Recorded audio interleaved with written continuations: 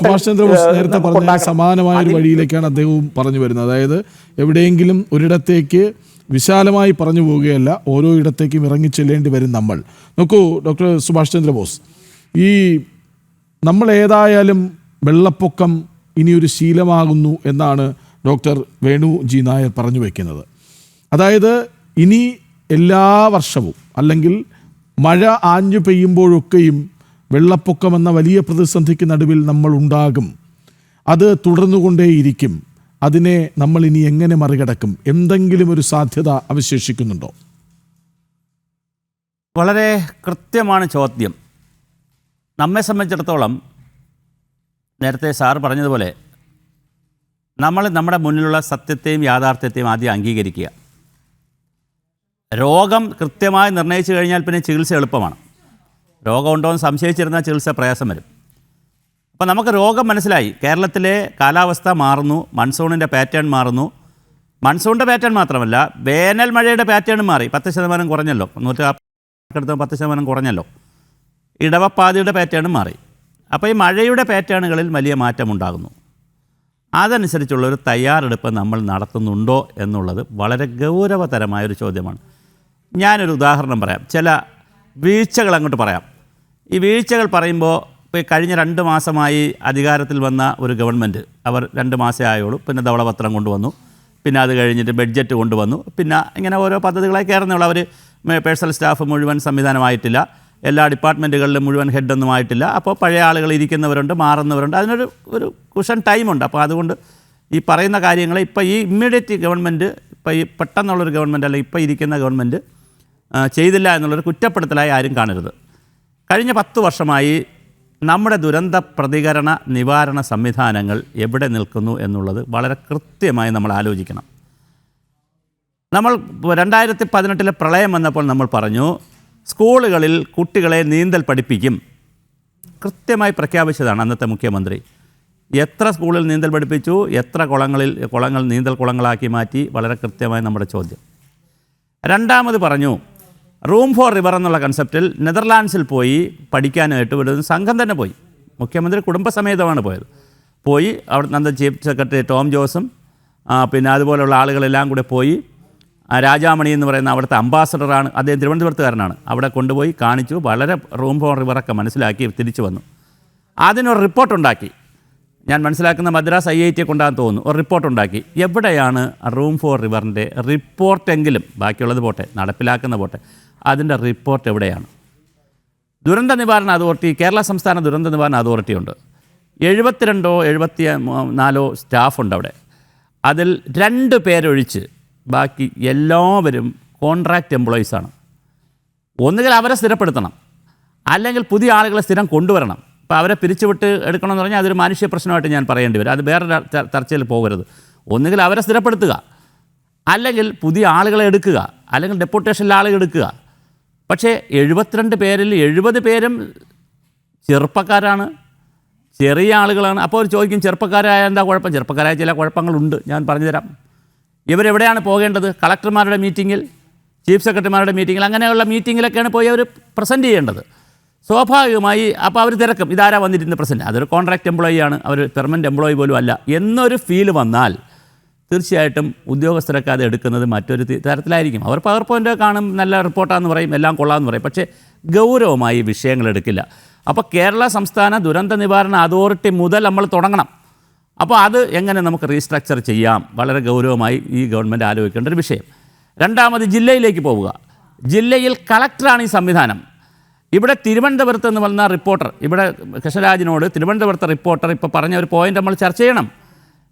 ഇന്നലെ orange alert, രാത്രി 10-11 മണിക്ക് റെഡ് അലർട്ടായി മാറുന്നു. അത് ഇന്ന് രാവിലെ 7 മണിക്കാണ് ഇത് പോർട്ടൽ തുറന്ന് നോക്കി അല്ലെങ്കിൽ ഇതിൻ്റെ റിപ്പോർട്ട് കൊടുക്കുന്നത്. അല്ലെങ്കിൽ ഈ കാര്യങ്ങൾ നമ്മളുടെ 10 മണി 5 മണി ഓഫീസ് സംവിധാനത്തിൽ ഈ ദുരന്ത നിവാരണം കൊണ്ടുപോകാൻ പറ്റില്ല. അത് റൗണ്ട് ദ ക്ലോക്ക് വർക്ക് ചെയ്യേണ്ടി വരും. അത് രാത്രിയും പകലുമൊക്കെ മോണിറ്ററിംഗ് സ്റ്റേഷനുകൾ വർക്ക് ചെയ്യേണ്ടി വരും. പ്രത്യേകിച്ച് ഈ ദുരന്തമുണ്ടാകാൻ സാധ്യതയുള്ള പ്രദേശങ്ങളിൽ അവിടെ 24 വരും. അലർട്ട് ചിലപ്പോൾ രാത്രി പോയി പറയേണ്ടി വരും, ഉറങ്ങിക്കിടക്കണവരെ ചിലപ്പോൾ വിളിച്ചുണർത്തേണ്ടി വരും, അവരെ മാറ്റിപ്പാർപ്പിക്കേണ്ടി വരും, ഇതെല്ലാം വരും. അപ്പോൾ അത്തരത്തിലുള്ള ഒരു പ്രിപ്പയർഡ്നെസ്സിന് ജില്ലയിൽ നമ്മൾ എത്ര സജീവമാണ്, വളരെ പ്രധാനപ്പെട്ട ചോദ്യമാണ്. അത് കഴിഞ്ഞാൽ താഴേക്ക് പിന്നെ എന്താ സംവിധാനം?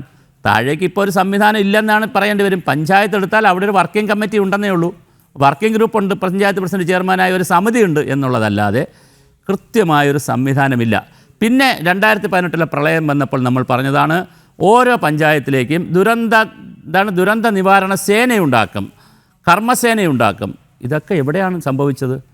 ഇതൊന്നും കേരളത്തിൽ സംഭവിച്ചില്ല. അപ്പോൾ ഇതൊന്നും സംഭവിക്കാതിരിക്കുകയും ഇതൊരു ഡിപ്പാർട്ട്മെൻ്റൽ പരിപാടി പോലെ പോവുകയും ചെയ്യുമ്പോഴുണ്ടാകുന്ന ദുരന്തങ്ങൾ വളരെ വലുതാണ്. പിന്നെ നേരത്തെ സാറ് പറഞ്ഞ മറ്റൊരു പ്രധാനപ്പെട്ട വിഷയമാണ് IMD മാത്രമല്ല, കാലാവസ്ഥ കുറിച്ച് പഠിക്കുന്ന നിരവധി ഏജൻസികളുണ്ട്. വയനാടിൽ HUM എന്ന് പറയുന്നൊരു സംഘടനയുണ്ട്, അവർ കാലാവസ്ഥയെക്കുറിച്ച് പഠിക്കുന്നവരാണ്. പിന്നെ കാർഷിക സർവകലാശാലയിൽ ഇത് സംബന്ധിച്ച് കുറേ പഠനങ്ങൾ നടത്തുന്നുണ്ട്. എയർപോർട്ടുമായി ബന്ധപ്പെടുത്തി കുറേ പഠനങ്ങളുണ്ട്, അല്ലെങ്കിൽ റെയിൻ ഗേജും റഡാറും സംവിധാനങ്ങളുണ്ട്. കുസാറ്റ് കുറേ പഠനങ്ങൾ നടത്തുന്നുണ്ട്, മറ്റ് ഗവേഷകർ ഇൻഡിവിജ്വൽ റിസർച്ചേഴ്സ് പഠനം നടത്തുന്നുണ്ട്. പക്ഷേ ഈ ഡേറ്റയൊന്നും ഒരിടത്തും പൂൾ ചെയ്യപ്പെടുന്നില്ല, ഈ ഡേറ്റയൊന്നും പരസ്പരം കൊടുക്കുന്നില്ല. അപ്പോൾ ഇതിനൊക്കെ ഉള്ള സംവിധാനങ്ങൾ പ്രാദേശിക തലത്തിൽ, ജില്ലാ തലത്തിലും അതിൻ്റെ താഴെ തലങ്ങളിലും നടക്കാനുള്ള ഒരു മെക്കാനിസം ഇവിടെ ഇല്ല എന്നുള്ളതൊരു സത്യമാണ്. അപ്പോൾ ആ മെക്കാനിസം നമ്മൾ ഉണ്ടാക്കുന്നതിന് പകരമായി നമ്മൾ എങ്ങോട്ടാണ് യാത്ര എന്നുള്ളതൊരു ചോദ്യമുണ്ട്. ഇനി ഞാൻ ആ ഭാഗം കൂടെ പറഞ്ഞ് അവസാനിപ്പിക്കാം. ദുരന്ത നിവാരണവുമായി ബന്ധപ്പെട്ട് ഞാൻ ഡിസാസ്റ്റർ മാനേജ്മെൻറ്റ് ഔദ്യോഗികമായി ഒരു സിലബസ് വെച്ച് പഠിച്ചിട്ടുള്ള ആളുമാണ് പരീക്ഷയ്ക്ക് വേണ്ടി. 3 പാർട്ടാണുള്ളത് അതിനകത്ത്. 1 ഒരു പ്രിപ്പയർഡ്നെസ് പാർട്ട്, 2 ഡിസാസ്റ്റർ നടക്കുന്ന സമയത്ത് ചെന്ന് നമ്മളുടെ ഇടപെടൽ, 3 റീഹാബിലിറ്റേഷൻ. നമ്മൾ ആദ്യത്തെ ഇടപെടലിൽ അമ്പേ പരാജയമാണ്. ഞാൻ ഇപ്പോൾ ഇതുവരെ പറഞ്ഞു വന്നത് വെച്ച് നോക്കുമ്പോൾ അങ്ങനെ പരാജയമാണ്. 2ാം ഭാഗത്തിൽ നമ്മൾ വിജയമാണ്. ഒരു ദുരന്തമുണ്ടായാൽ, അലർട്ട് കിട്ടിയാൽ, അല്ലെങ്കിൽ ഒരു സംഭവം നടന്നു കഴിഞ്ഞാൽ കളക്ടർ ചെല്ലുന്നു, മന്ത്രി ചെല്ലുന്നു, MLA ചെല്ലുന്നു. ഈ സിസ്റ്റം കളക്ടർ, MLA, മന്ത്രിയൊക്കെ നിൽക്കുന്നത് കൊണ്ട് മുഴുവൻ സിസ്റ്റം അവിടെ വരും. താലൂക്ക് ഓഫീസർ വരും, തഹസിൽദാർ വരും, എല്ലാവരും വരും, പിന്നെ പഞ്ചായത്തുകാർ വരും. നന്നായി നമ്മൾ ജോലി ചെയ്യും. ആ ഭാഗം നമ്മൾ ഓക്കെയാണ്. പക്ഷേ 3ാം ഭാഗം നിങ്ങൾ നോക്കൂ. കവളപ്പാറയിലും പുത്തുമലയിലും പെട്ടിമുടിയിലും അതുപോലെ മുണ്ടകയിലും ചൂരൽമലയിലുമൊക്കെ ഉരുൾപൊട്ടൽ ഉണ്ടായിട്ട് അവരെ പുനരധിവസിപ്പിച്ചത് ഇത്രയും പൂർണ്ണമായോ? മിനിയാന്നത്തെ ദിവസം എന്ന് പറയുന്നത് ചൂരൽമലയുടെ 2ാം വാർഷികമാണ്. ഈ 2 വർഷമായിട്ടും സമ്പൂർണ്ണമായി ചൂരൽമലയിലെയും മുണ്ടകൈ എന്ന് പറയുന്ന സ്ഥലത്തെയും ആളുകളെ നമുക്ക് പുനരധിവസിപ്പിക്കാൻ കഴിഞ്ഞോ? കൃത്യമായൊരു ചോദ്യമാണ്. അപ്പോൾ 2 വർഷമായി പുനരധിവസിപ്പിക്കാൻ കഴിയാതിരിക്കുമ്പോൾ എങ്ങനെയാണ് ദുരിതാശ്വാസ ക്യാമ്പിലേക്ക് ആളുകൾ പോകുന്നത്? ഒന്നാമത്തെ ചോദ്യം.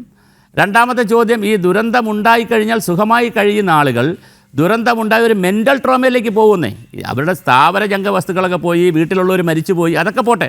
പക്ഷേ ഇരിക്കുന്നവർക്കൊരു മെൻ്റൽ ട്രോമ ഉണ്ടാവും. ഈ നമ്മുടെ സ്റ്റേറ്റ് കൂടെ വേണ്ടേ, പഞ്ചായത്ത് കൂടെ വേണ്ടേ, നമുക്കത് തരണ്ടേ? പക്ഷേ 2 വർഷമായി നമ്മൾ കൊടുത്തോ? അപ്പോൾ പുനരധിവാസത്തിലും നമ്മൾ എവിടെയാണ് നിൽക്കുന്നത്? വളരെ പ്രാകൃത സ്റ്റൈലിലാണ് നിൽക്കുന്നത്. 1ാം ഭാഗത്ത് നമ്മൾ അങ്ങനെയാണ്. നടക്കുന്ന സമയത്ത് നമുക്ക് വലിയ ആവേശമാണ്, നമ്മൾ ഒരുപാട് കാര്യങ്ങൾ ചെയ്യും. ഹോസ്പിറ്റലിൽ കൊണ്ടുപോകും, ക്യാമ്പ് നടത്തും, ഭക്ഷണം കൊടുക്കും, എല്ലാ സന്നദ്ധ സംഘടനകൾ വരും, എല്ലാം ചെയ്യും. പക്ഷേ ഫസ്റ്റ് പാർട്ട് ടോട്ടൽ ഫെയിലുവറാണ്, ലാസ്റ്റ് പാർട്ടും ഫെയിലുവറാണ്, 3rd പാർട്ടും ഫെയിലുവറാണ്. ഫസ്റ്റ് പാർട്ടാണ് നമുക്ക് കൺസേൺ. 3rd പാർട്ട് പിന്നെ കുറച്ച് ലാഗ് ചെയ്താലും പുനരധിവാസമാണല്ലോ, ആളുകൾ ജീവിച്ചിരിപ്പുണ്ടല്ലോ, നമുക്ക് കൊടുക്കാം. പക്ഷേ ഫസ്റ്റ് പാർട്ട് എന്ന് പറയുന്നത് ഒരു അതിൽ ലാഗിനെസ് ഉണ്ടാക്കുന്ന ഒരു സൂയിസൈഡ് അറ്റംപ്റ്റാണ്. അതൊരു കാരണവശാലും ഉണ്ടാകാൻ പാടില്ലാത്തതാണ്. പക്ഷേ നിരന്തരം ഉണ്ടാകുന്നു. നമ്മൾ ചൂരൽമലയിലും മുണ്ടകയിലും മരിച്ചു പോയവർ എത്രയാണെന്ന് നമുക്ക് കണക്കില്ലാത്തതുകൊണ്ട് കാണാതായവരെല്ലാം മരിച്ചു എഴുതിയിട്ടു. എന്ത് സുഖമാണ്. ഒരു പരിപാടി, ഒരു സ്ഥലത്ത് കുറേ ആളുകൾ പോയി, കാണാതായവരെല്ലാം എഴുതിയിട്ടു. നമുക്ക് അറിയില്ല അവിടെ എത്ര പേർ താമസിച്ചു, എത്ര പേർ വന്നു. കള്ളാടിയിലെ മരണത്തിലും നമുക്കറിയാൻ പറ്റിയില്ല.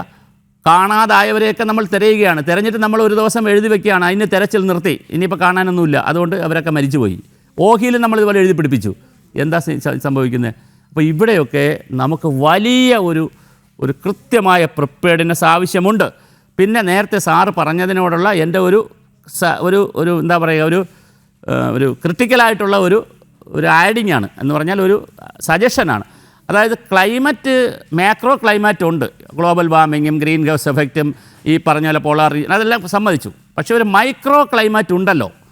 ഒരു മൈക്രോ ക്ലൈമറ്റിനെ നിയന്ത്രിക്കുന്നതിലും സ്വാധീനിക്കുന്നതിലും അത് നിലനിർത്തുന്നതിനും ലാൻഡ് യൂസിനും അവിടുത്തെ ജനങ്ങളുടെ ജീവിതശൈലിക്കും കൺസ്ട്രക്ഷൻ പാറ്റേണിനും അഗ്രികൾച്ചർ പാറ്റേണിനും ഒക്കെ വലിയ പങ്കുണ്ട്, ലോകത്തെല്ലായിടത്തുമുണ്ട്. ആ പങ്ക് നമ്മൾ നിർവഹിക്കുന്നുണ്ടോ എന്നൊരു ചോദ്യം കൃത്യമായിട്ട് നമ്മൾ ചോദിക്കണം. ഉദാഹരണം, ഓറോഗ്രാഫിക് റെയിൻഫാൾ കേരളത്തിൽ മലകൾക്ക് വലിയ പങ്കുണ്ട്, ഇവിടെ വനത്തിന് വലിയ പങ്കുണ്ട്, കാവുകൾക്ക് വലിയ പങ്കുണ്ട്, കുളങ്ങൾക്ക് പങ്കുണ്ട്, ഈ പറയുന്ന കടലിലേക്ക് വെള്ളം എടുത്തില്ലെങ്കിൽ നേരത്തെ വെള്ളം കൂടുതൽ എടുത്തു വച്ചിരുന്നതാരാ? കുളങ്ങളും നദികളും പിന്നെ തണ്ണീർത്തടങ്ങളും വയലുകളും ഒക്കെ ധാരാളം വെള്ളമെടുത്ത് വെക്കുന്ന സ്ഥലങ്ങളായിരുന്നു, സ്പോഞ്ചുകളായിരുന്നു.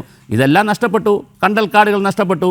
അപ്പോൾ ഇത് നമ്മൾ നമ്മുടേതായ ഇടപെടലുകൾ കൊണ്ട്, മനുഷ്യപ്രേരിതമായ കാര്യങ്ങൾ കൊണ്ട്, ആന്ത്രോപ്പോജനിക്കായിട്ടുള്ള കാര്യങ്ങൾ കൊണ്ട് മൈക്രോ ക്ലൈമാറ്റിനെയും അതിനെ സ്വാധീനിക്കുന്ന ഒരുപാട് ഘടകങ്ങളെയും നമുക്ക് മെയിൻറ്റെയിൻ ചെയ്യാൻ പറ്റാത്തതോ അല്ലെങ്കിൽ മാനേജ് ചെയ്യാൻ പറ്റാത്തതിൻ്റെ ഇഷ്യൂസ് കൂടെ ഉണ്ട് മറ്റതിനെ ട്രിഗർ ചെയ്യാൻ. മാക്രോ ക്ലൈമാറ്റിനെ, ഗ്ലോബൽ വാർമിങ്ങിനെ അല്ലെങ്കിൽ ക്ലൈമാറ്റ് ചേഞ്ചിനെ, ഗ്രീൻ ഹൗസ് എഫക്റ്റിനെയൊക്കെ ട്രിഗർ ചെയ്യിക്കുന്നതിന് വേണ്ടി നമ്മളുടെ ചില പരിപാടികളും കൂടെ ഉണ്ടല്ലേ, അതിൽ പോലും നമുക്ക് നിയന്ത്രണം എടുക്കാൻ കഴിയുന്നില്ല. അതൊരു വളരെ പ്രധാനപ്പെട്ട ചോദ്യമാണ്, ഒരു ചർച്ചയാണ്.